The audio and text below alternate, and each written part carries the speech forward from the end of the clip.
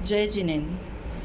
मैं कविता मेहता पुरुषार्थ सिद्धि उपाय ग्रंथ के श्लोक 76 से 82 तक का गणित विश्लेषण प्रस्तुत कर रही हूँ। श्लोक 76 में अमृतचंद्र आचार्य जी कहते हैं कि सभी जीवों को अहिंसा का उपदेश दिया गया है, परंतु कुछ जीव राग कषाय के कारण स्थावर हिंसा का त्याग नहीं कर पाते। उन्हें त्रस्त हिंसा का त्याग तो अवश्य ही कर देना चाहिए। अर्थात जो मुनि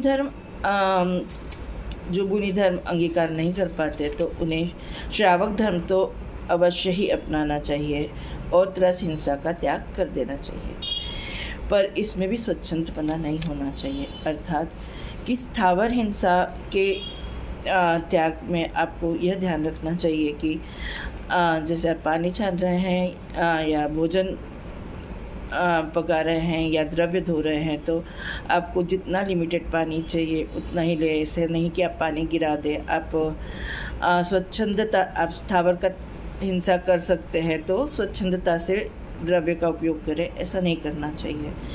पूरी सावधानी से यत्नाचार पूर्वक ही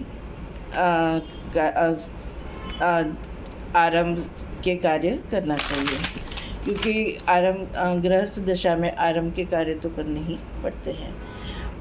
तो दैनिक व्यापार में स्थावर की अल्प हिंसा के अतिरिक्त जो एक्स्ट्रा हिंसा होती है उनका त्याग कर देना चाहिए। एक्स्ट्रा स्थावर हिंसा हो रही है अगर, तो उनका त्याग कर लेना चाहिए।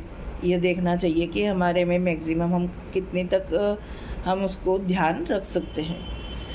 श्लोक 78 के अनुसार हमें मोक्ष के कारणभूत अहिंसा रूपी रसायन को प्राप्त करना चाहिए, पर किसी अज्ञानी का असंगत व्यवहार देखकर व्याकुल नहीं होना चाहिए।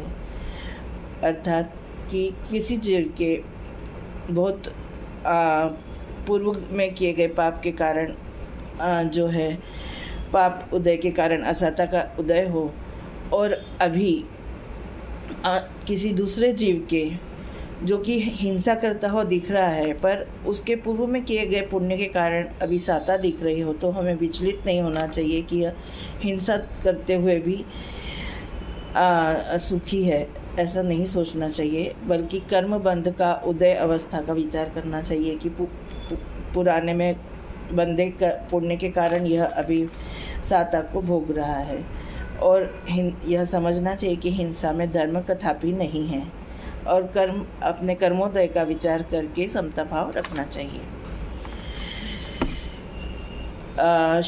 इसके आगे श्लोक 79 से 12 सूत्रों तक आचार्य ने उस समय के समाज में की जा रही हिंसा के लिए दिए जाने वाले कुयुक्तियों का वर्णन किया है और कहा है इन कुयुक्तियों से दूर रहे।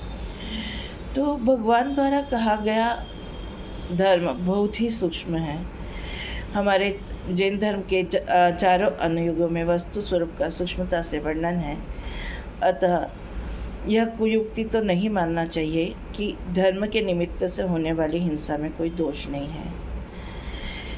यह एक कुयुक्ति है। इसका निराकरण यह है कि अज्ञानी की तरह यज्ञ हवन आदि में हमको धर्म नहीं मानना चाहिए, क्योंकि जहाँ हिंसा है वहाँ धर्म हो ही नहीं सकता।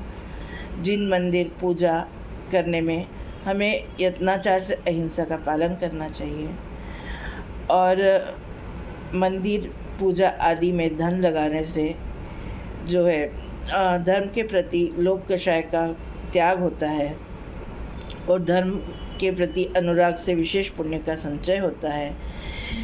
क्योंकि वहाँ व्यक्ति अगर धन पूजा पाठ में मंदिर में न लगाए तो भोगों में के विषयों में लगाएगा तो महापाप होगा। तो इस तरह से अधिक पाप को कम करके कम पाप की ओर जाने पर पुण्य करने पर उचित है। मुनिराज भी एक ही नगर में ज़्यादा समय नहीं रुकते, क्योंकि वहाँ राग भाव हो जाता है, राग उत्पन्न हो सकता है। तो वैसे तो बिहार में भी थोड़ी सी हिंसा होती है, पर देखा जाए तो राग भाव को दूर करने के नज़रिए से वह हिंसा को कम माना जाएगा, क्योंकि जैन धर्म में राग भाव को ही विशेष हिंसा कहा गया है। साथ ही उपदेश यह भी है कि मंदिर बनवाने, पूजा कराने आदि शुभ भावों में वर्तते हुए अपने स्वरूप के प्रति सावधान रहना चाहिए कि मैं आत्मा हूँ और अंतर्मुखी होना चाहिए। बाह्य कार्य करते हुए भी अपने स्वरूप को नहीं भूलना चाहिए। हिंसा में धर्म ठहराने की दूसरी कुरीति है। धर्म देवों से उत्पन्न होता है, इसलिए उनके लिए कुछ भी दे देना चाहिए।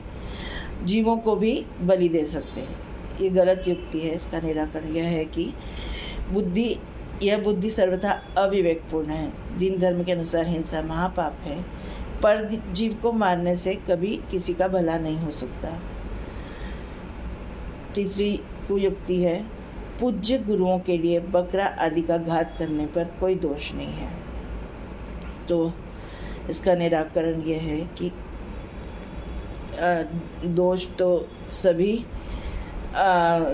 चाहे हिंसा चाहे देवों के लिए की जाए चाहे अतिथि गुरु के लिए, हिंसा है, वह उचित नहीं है। और अतिथि गुरु आदि के लिए बकरी आदि को बलि देना कदापि उचित नहीं है। यह बहुत बड़ी हिंसा है और हिंसा में धर्म कदापि नहीं है। चौथी कुयुक्ति है, बहुत जीवों के घात करने की अपेक्षा कम एक जीव का घात करे तो उचित है। तो ऐसा नहीं है।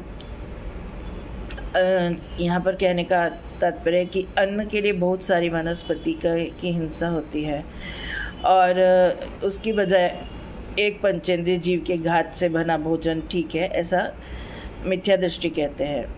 पर इसका निराकरण यह है कि एकेंद्रिय की अपेक्षा पंचेंद्रिय में द्रव्य प्राण और भाव प्राण बहुत अधिक पाए जाते हैं। अनंत एकेंद्रिय जीवों को मारने की अपेक्षा एक द्विइंद्रिय जीव को मारने का पाप कई गुना है। तो पंचेंद्रिय जीव को मारने में तो बहुत अधिक पाप है। अतः हिंसा में धर्म को कथा बिल्कुल भी नहीं समझना चाहिए। आचार्य अमृतदेव यहाँ हमको सावधान कर रहे हैं कि हम मिथ्या दृष्टियों के कुतर्कों से प्रभावित न हों और यत्नाचार पूर्वक अहिंसा धर्म का पालन करें।